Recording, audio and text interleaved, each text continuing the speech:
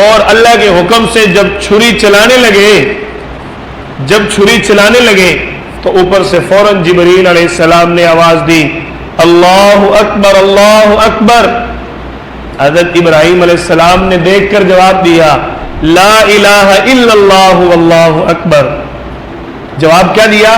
دیکھو کتنا خوبصورت انداز اور خوبصورت ماحول۔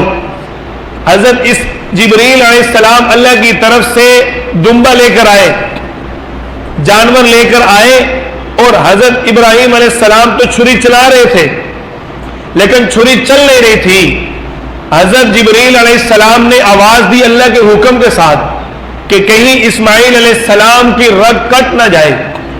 ابراہیم علیہ السلام تو پوری نیت اور پوری کوشش میں تھے، اللہ تعالیٰ نے یہ دکھانا تھا کہ ہمارا پیغمبر 100% ذبح کرنے کی کوشش میں تھا، کوئی بعد میں آ کر یہ نہ کہو جی یہ تو بس ایک حصہ ہے۔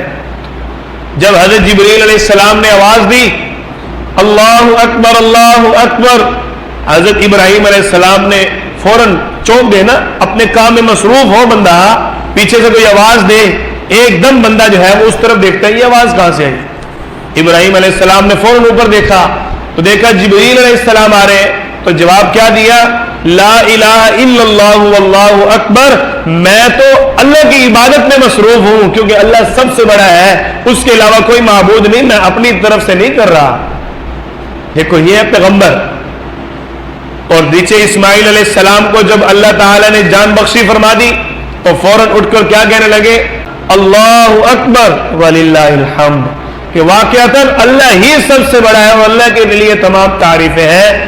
اسماعیل علیہ السلام نے یہ الفاظ بولے، اس دن سے لے کر آج تک یہ الفاظ تکبیرات تشریق کے چلتے آ رہے ہیں۔ جبریل علیہ السلام نے دیکھ کر پکارا اللہ اکبر اللہ اکبر، ابراہیم علیہ السلام نے ایک دم اوپر دیکھا، جواب دیا لا الہ الا اللہ واللہ اکبر۔ اسماعیل علیہ السلام نے جب دیکھا اللہ نے میری جان بخش دی، جواب دیا اللہ اکبر وللہ الحمد، واقعتاً وہ اللہ سب سے بڑا ہے اور اسی کے لیے تمام تعریفیں ہیں۔ وہاں سے یہ الفاظ تکبیرات تشریق کے چلتے آ رہے ہیں۔